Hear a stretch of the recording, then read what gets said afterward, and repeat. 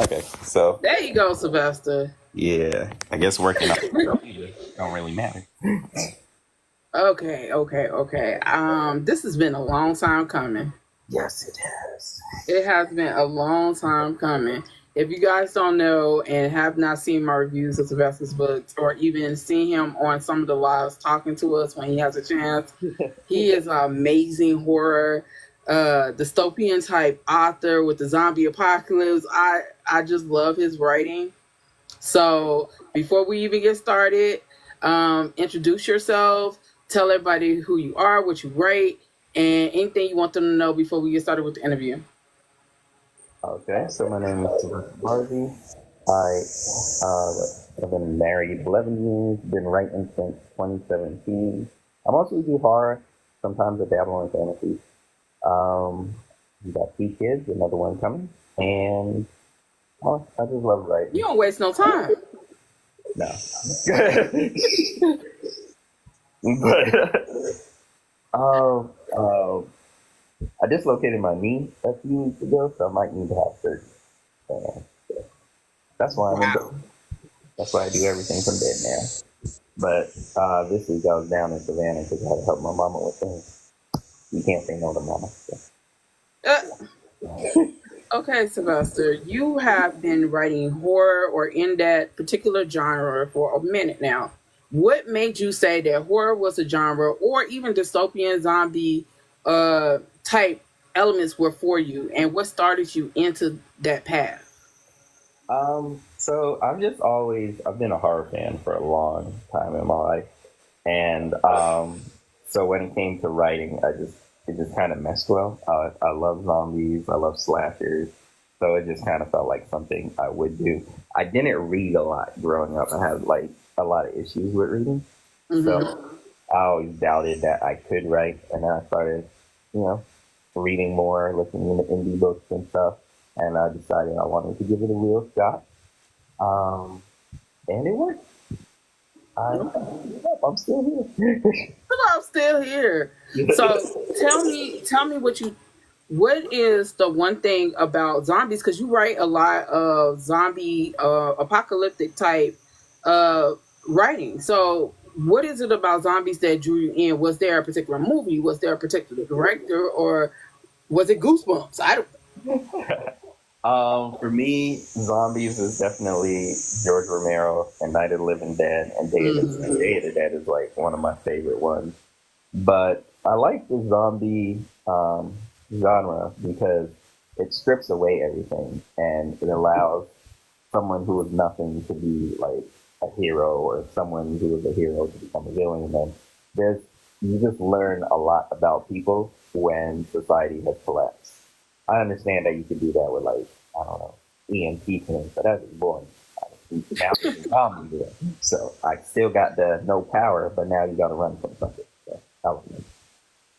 So do you think that writing about urban dystopian areas, is that more so a black thing, or is it also, or is it just in general? Mm, I want to say I wouldn't say it's a black thing. I just kind of I grew up in New York, so Hmm. city settings are kind of always on my mind for the Okay. most part. I mean, granted, I've moved to a rural area and now, like it's creepy at night, so I might Not as start some more creepy. rural stuff. Yeah, I might be writing some more stuff about that. But yeah, I've just always been a city boy, so the city's always been for me. But yeah. So do you think that as you are going along in your career, do you want your books to be into movies, to into film? Because you have some Camp Lanier, Planet Dead, that whole thing should be a fucking movie. Hell, Young Blood should be a movie. Do you see yourself moving from this particular sphere to like web series or movies or something like that? Um, the new publisher that I'm with, they're really focused on movies and television. So they've been pitching like Youngblood and Camp Living and not too much, but the ones they own the rights to, they've been pitching that a lot. Um, but yeah, I would love to see something like on Netflix. Well, maybe not Netflix because they cancel things real quick. But I would love to see it as a movie because that's how I picture it in my head. I definitely feel like since I grew up on horror movies, my writing is more like visual or movie focused than if I like read books. So I don't know. I did read Goosebumps though. I like reading some Goosebumps. Goosebumps and comic books. So do you think like let's talk about Planet Dead first before I get into all the other books. But Planet Dead, you have a woman who is a hero, but at the same time, she's not. And her she's not. But her main focus is to survive to get to her family. Yeah. But there's so many ins and outs with that. So how do you write a horror book, but yet have more of a realistic concept to it where it's relatable? Um, I think I just really look at the character as a whole and what's their like driving point. For me, I think Catherine, down in her core, is a nice human being, and she would help people. Like helping people is what gets her in trouble most of the time. So Hmm. she loves people, but the world's ending, so she needs to help and love her own people. So that's basically she got to get her family together, and she's kind of willing to do anything to get her family together versus just risking it all for people that she doesn't know. So that's how you end up with someone like Sue. So, okay, Lo has a question. Sylvester, where did you get your inspiration for your female character? Um, I write a lot of female. I think it's just because my upbringing was very female dominant. Uh, Mm. my brothers were kind of like in and out the house, but my sisters were always there. My mom, a very strong woman, she had a whole bunch of businesses and all this stuff before she hurt her back. And my wife's strong and everything. So I've just always seen black women as just kind of like I don't know, the rock of everything. They just kind of hold up everything. Like our house when it runs, it was just left to my dad. It,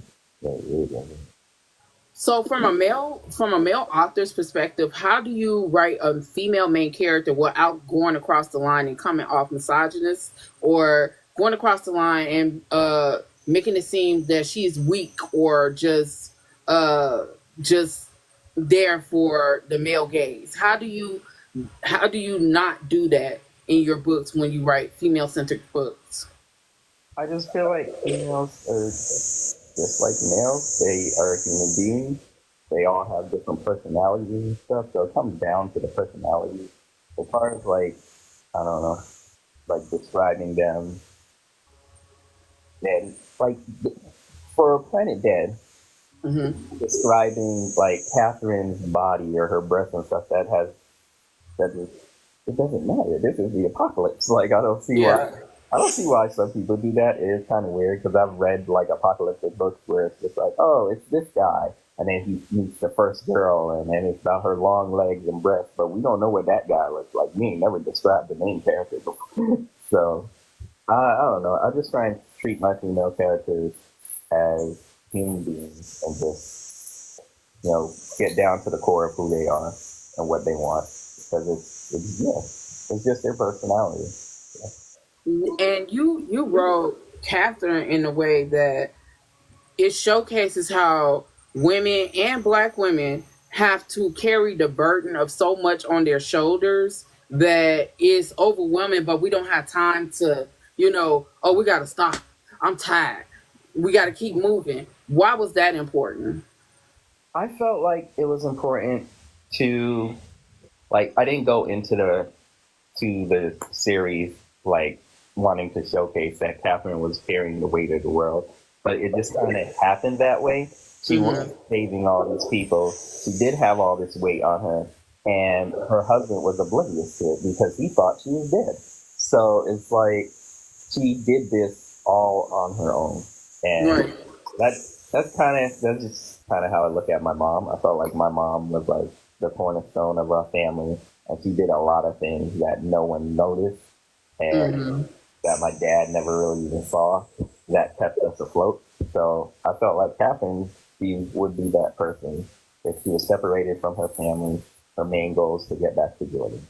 Yeah. Get back to Robert. And like, Do you yeah. do you feel like her husband? At some certain instances, I was just like, "You are so clueless.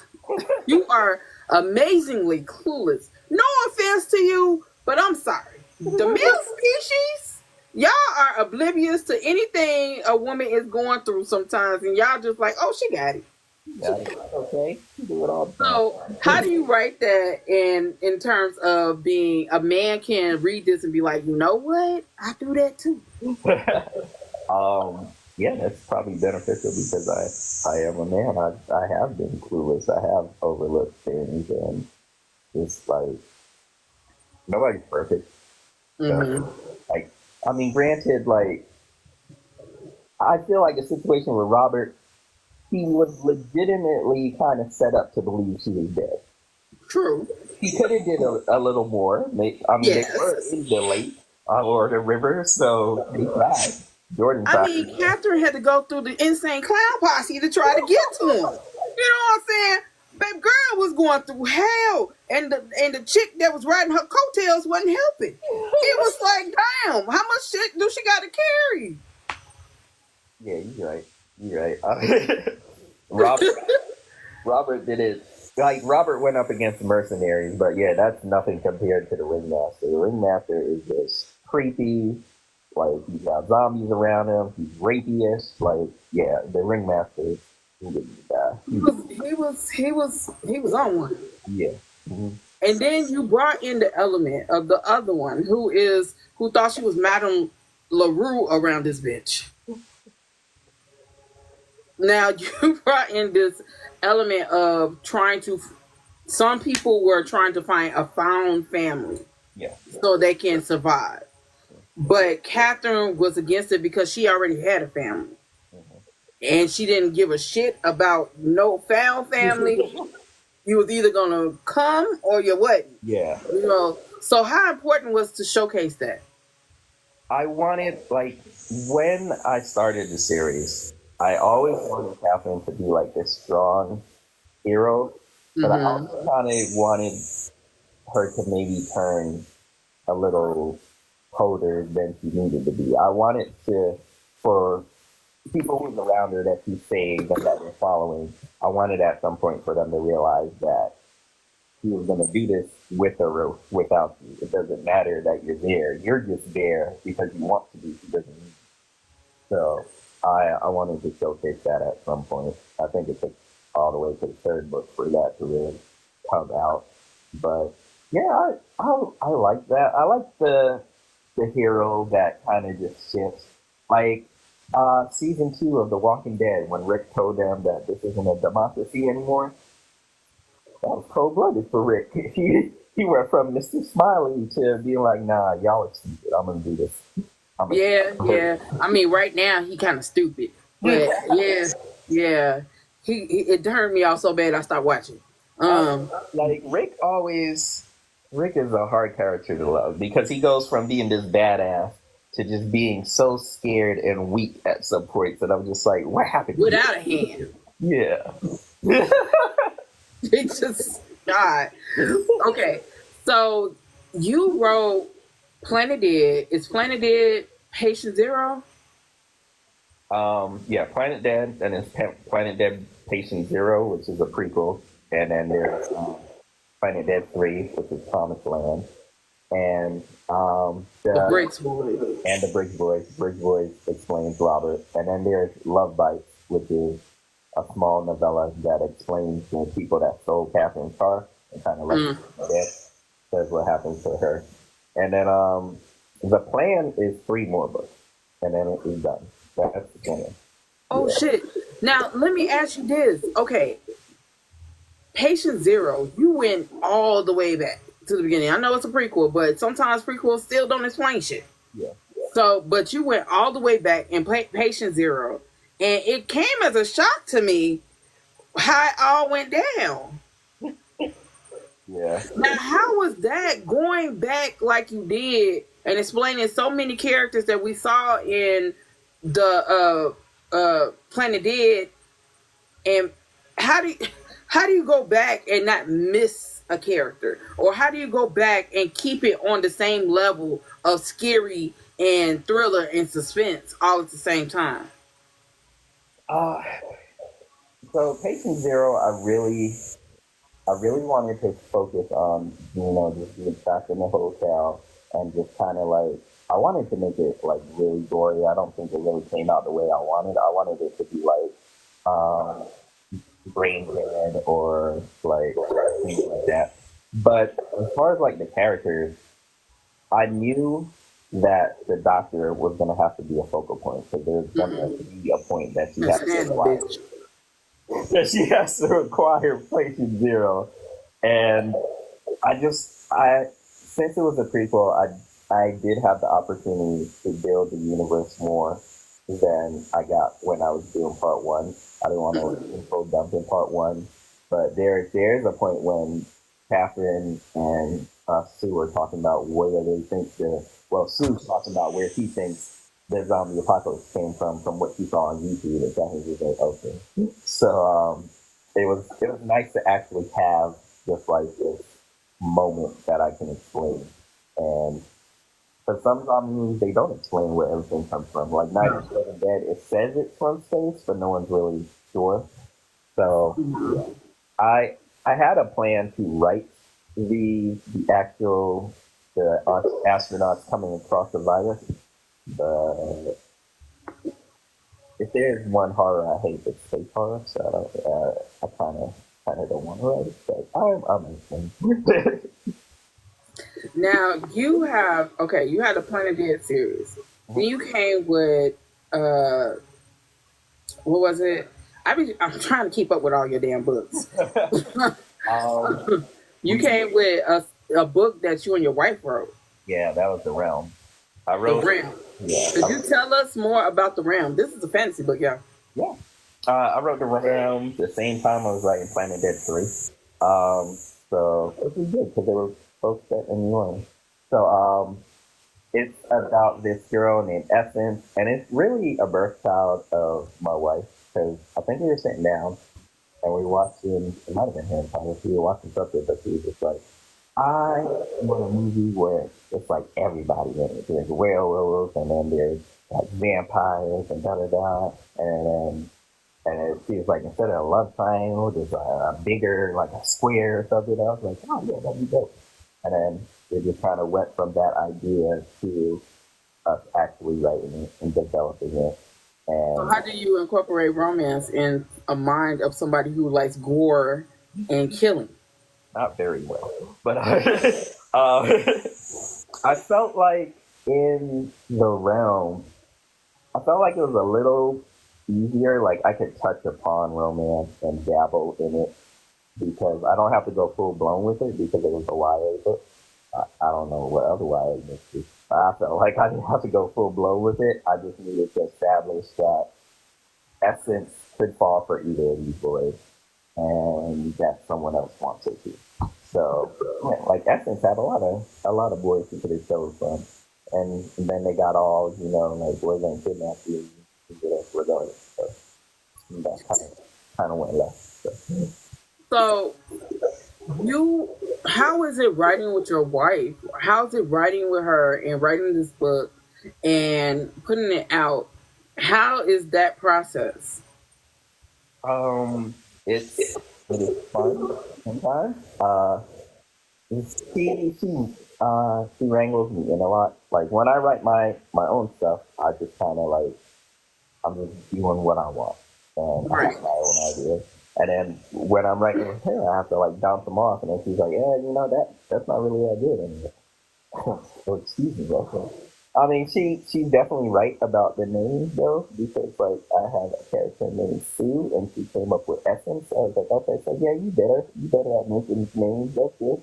So she names all the characters in the books that she wants, and I'll write a chapter and then I'll bring it to her, and then I'll ask her how she feels like the story should go. We both have different ideas of how the realm was going to turn out.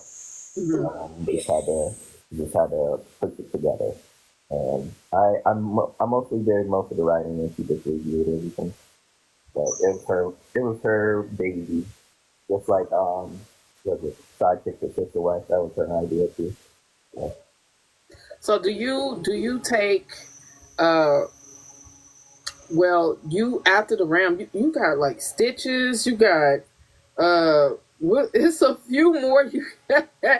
The Stitches, the Brick Boys, and then there is Young Blood.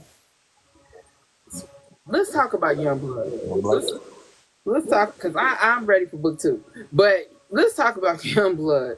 I am not a real YA type girly. And hell, I'm barely a new age. I mean, a new whatever adult shit. Oh, I don't even yeah. like that bullshit. But I will read some YA because it's relevant. Now, your YA, do you consider it YA or do you just consider it coming of age? I guess it would be coming of age. I really felt like Raven grew a lot in that situation, and uh, like being in the military, Mm. I felt like the best part of the military was probably basic things. So To you. I felt like it's when you actually get into the military and you're actually like doing your job and shit. It's just a job. At least that time you got to have a little fun every day. You're like, nah. No, because I definitely didn't enjoy the Marine Corps boot camp. Not one lick. Yeah, Not one bit. that's probably good. So you know what, Raven, the way you wrote Raven is almost giving Mulan retelling. Yeah. It is definitely giving that with her hiding her age, pretending to be another. It's giving that Mulan retelling, but more so gorier. Yeah, the plan was Mulan meets like Buffy. So that was It definitely meant Buffy. that was, It definitely did that.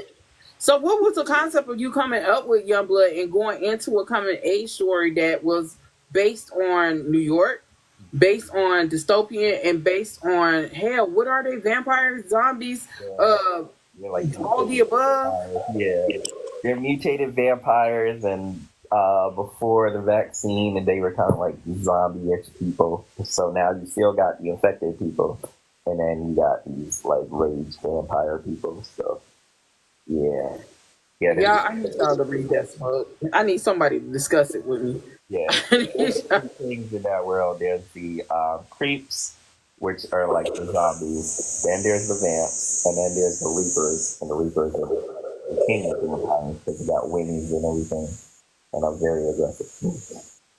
D- You said that you are with a publisher now. How's that with the process that you're used to now being with a publisher? And the book is called Young Blood. I would get it, but that means I got to go up there. And I got a lot, but I ain't trying to get a concussion trying to knock books down.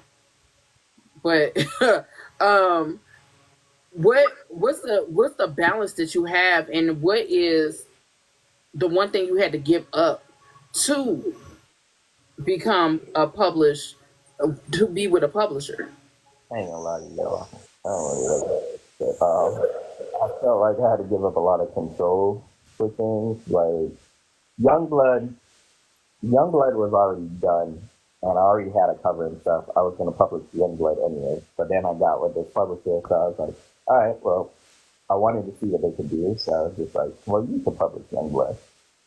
And then like the back of the cover wasn't what I thought it was gonna be, and promotion was like what I thought it was going to be. So I was like, okay, well, they dropped the ball with this. Like, and then see Camp Lanier. They did a lot better with Camp Lanier, although I did lose a lot of control. I mean, everybody loved Camp Lanier's cover, except for me. I did not like that cover. I thought it just never, it wasn't anything that I wanted. I wanted to do like, I don't know, like a girl in a Camp Lanier shirt, and like just kind of like those 80 movies covers with like blood or someone in the back and whatnot. So that's what I want to do. But Yeah, with a publisher, they listen to you. They take into your considerations and stuff. Um, but yeah, they do kind of have like final say. So it's just kind of like a really nice no. They're just like, oh yeah, that's great, but like, yeah, when I brought up the cover thing, they were like, yeah, but we sent it to all these studios and they love the cover. I can't argue with them. So is it worth it? Is it worth it being with a publisher compared to being indie? Is it worth it for you? For me, Is it worth? if if they get a book, it will be. Or if my paycheck is really big, it will be. It really comes down to dollars and cents to me because, like, if I'm writing it and I'm giving it to you, and I could make more or make the same on my own, then I'm not going to give it to you. Of course. So it's really just going to come down to how the end of this fiscal year is. Okay. So, but then you have Camp Lanier. Is Camp Lanier under the publisher as well? Now, what made you, in your crazy ass mind, write a book called Camp Lanier that is that twisted? um, Lake Lanier is such a creepy and weird story. It is. Yeah, I don't go to Lake Lanier, but when I first moved down to Georgia, like, it was on the news like every summer. Like I was at work and I was just like, someone drowned. So I was just like, this is crazy. He was drowning all the time there. And then my boss was just kind of like, yeah, there's a town in there. I was like, oh, what? So he was like, yeah, they flooded the whole town. He's like, there's houses down there, there's trees, people get caught up. He's like, 20 people die a year. I was like, it's crazy. So I always had it in my mind that I was going to write something about Lake Lanier. And one summer I wrote a short story, and it did, like, I put it on Twitter, and people loved it. And then I put it in stitches and stuff, and the publisher was like, "Do you have any ideas?" And I was like, "Yeah, I have this thing called Cancel Me that I want to do." And I love Cancel Me so much because, like I said, I just grew up on horror movies, so I felt like if you watch horror movies, you would enjoy it. Because I don't know, it was fun. It was fun doing like little slasher things and nods to the movies that I love.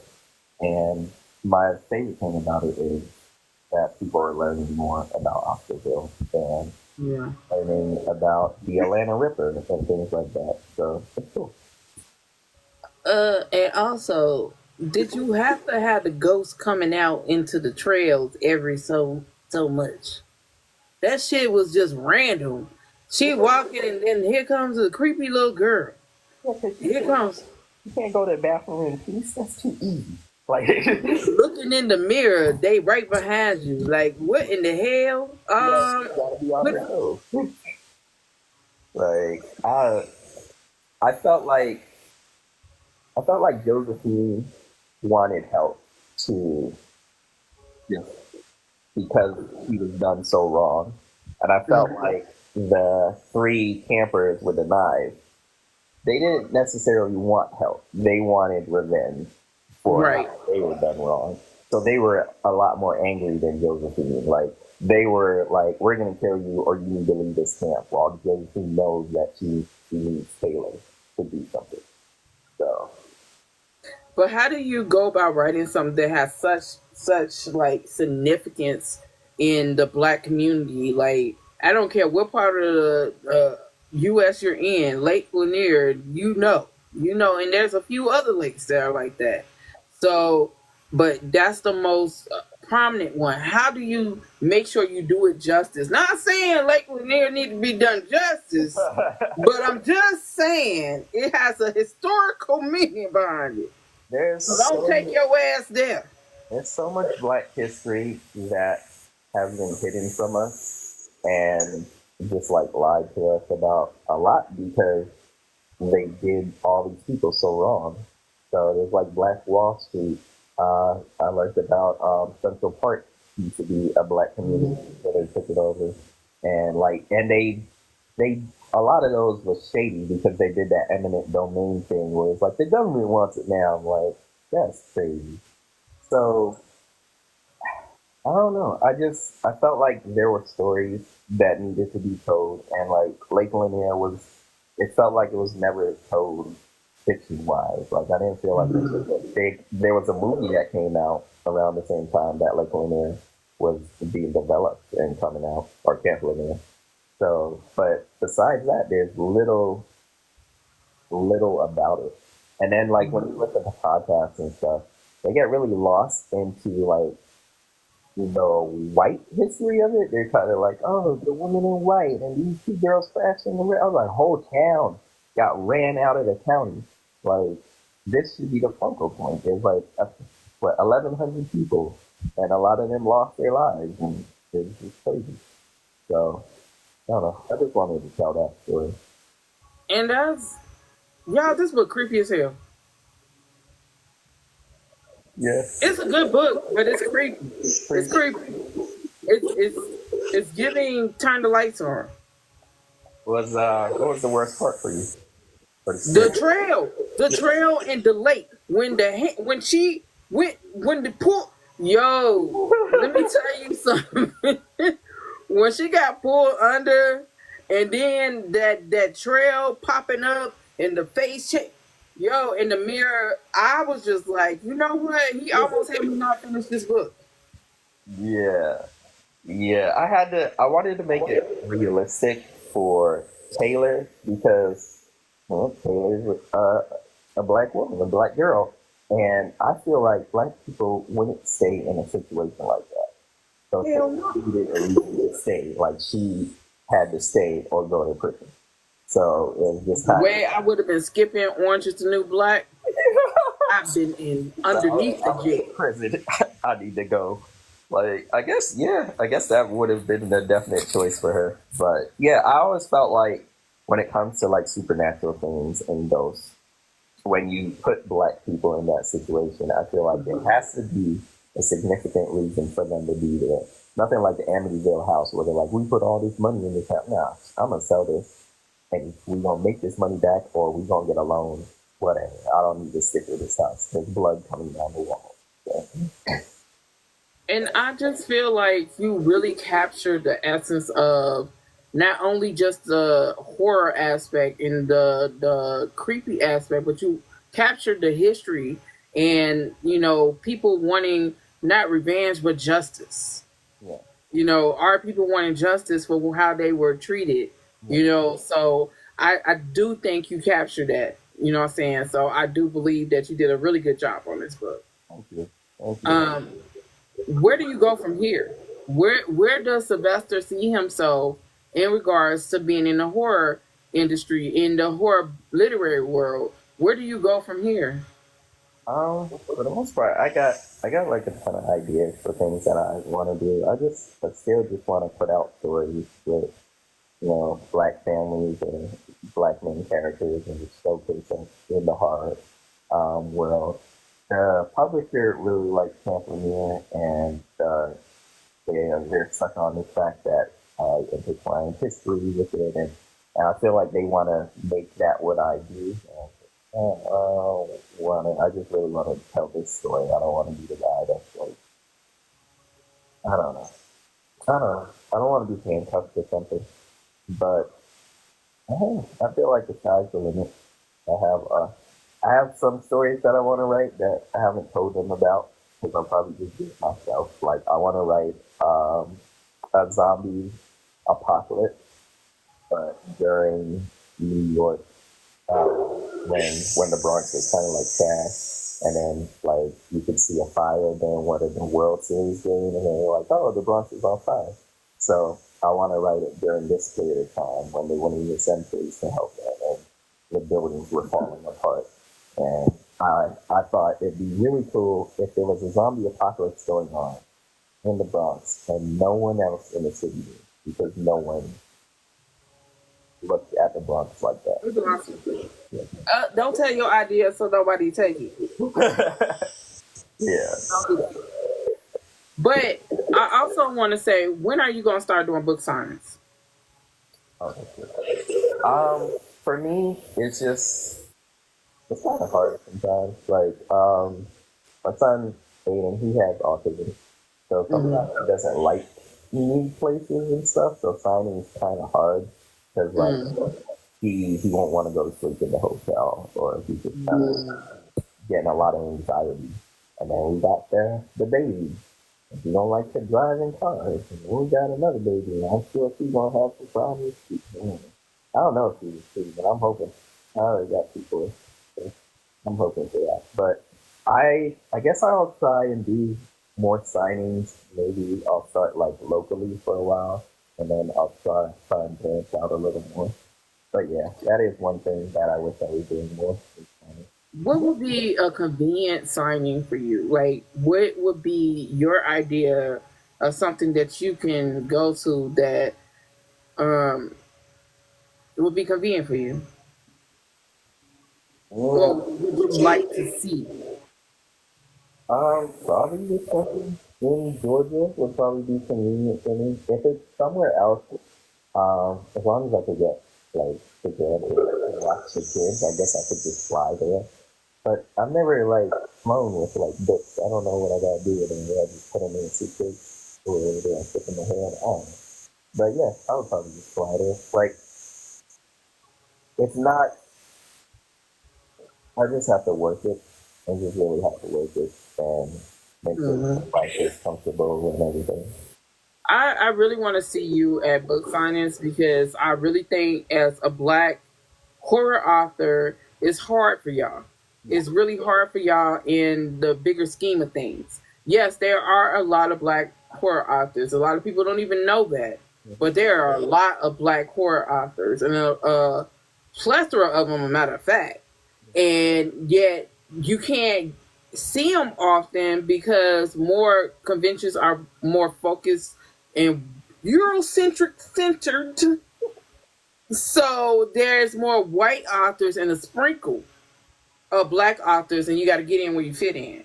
Yeah. So what I'm saying is that I just want you, because you have a talent. You have a real talent for horror. And I just feel like that more people should see you. More people should know about his newsletter that's in his bio. More people should know about your books, which are on Amazon in his bio. More people should know about these things. And we, as a community, especially the BIPOC community and the black community, we should support our own. Not saying taking away from other authors, but in general, we should support our own because we want y'all to succeed. Because when y'all succeed, we succeed. So therefore, I just want to just say that because I literally want you to go to book signing. I don't give a damn if you do a virtual book signing, goddammit. Just do a book signing. And then I also would love for your books to be on audiobook. Ooh. You know, I do all my readings through audiobooks, so it is kind of crazy that I haven't gotten audiobooks yet. But it was definitely just kind of like a cash thing, and then I did like royalty splits, but my editing wasn't up to the level that needed to be. So I pulled that back and I focused everything on editing, and I just haven't gotten back to it. Because you know they have a grant for audio in black. Oh, really? Yes, to help you with your audiobooks. Okay, well, I'll look into that. And you really need to look into that. They can help you. Because I would love for your books to be on audio. And the fact that the Book Baddies got a whole narrator. Ooh. Audrey Shanice got a whole narrator. With that you can dip into. A.A. Lewis, her husband, D. Lewis. Oh, he narrates? He narrates. He is a whole narrator. I just gave you two. I just gave you two narrators. You got a narrator in the house. I'm jealous. That's good. So you need to look into them. And I don't know if you follow A.A. Lewis or Audrey Shanice, but I'll even send you a message and with an app for them so you can check their stuff out. So they got their links in their bio. But you really need to get your book on narration because there are a lot of people who just like to listen to audiobooks. They don't take the time out to read a Kindle book, or they don't take the time to read a physical copy because life would be life. I definitely understand that. Like, if I had to just read like physical books, like I'll probably get like 3 done a year. Like I need audiobooks. So yeah, I think like all right, I'll make next year the year that I focus on audio and getting all these books onto audio. And But you know, we want you at the also, Boozy Book Tour. yeah, yeah. Auto, I'll be drinking lemonade or something. I don't drink anymore. I used to be funny, but Author Nation sounds really good. It's in Vegas, but no. This year I did make a decision. I wasn't going to do any shows. I did some signings last year, one or two, and this year, with the baby coming, I was just like, I need to keep more money in house. So, Hmm. And this is why I say you need to look into a virtual book signing. okay, how that work? A virtual book signing, Yeah. you would literally build a Zoom, and it will be you with your fans. They will get the link when they purchase your book or purchase to come to that event on Zoom, and you will speak with your fans. They'll ask you questions. It's just like a panel discussion, but on Zoom. Okay. And if they bought your book, you give them like whatever things you would give them at a book signing. You'll send it to them, but they have to purchase it, and it's a book signing. You can even read passages, or you can have a narrator come on with you and read passages of the book, and y'all can discuss it. It's just the author and the readers. Okay. All right. That's cool. That's cool. Because COVID made a lot of things happen. Okay. So if you can't get to them, bring them to you. No, you're right. You're right. That sounds pretty cool. I definitely feel like that's what I have to do. Like maybe get a section of new books I get, maybe sampling in, or the new one that's coming out. I could be like, oh, you buy the signed copy, and then Or you can have Boozy Book Tour host you a virtual book oh, you do signing. that? Okay, well that's better. Well, let's work for me. We can host it and make sure it's a paid event so you get your coin. Okay, that sounds good. All right, we're gonna talk about that. We're gonna do some work together. I like it. Picasso.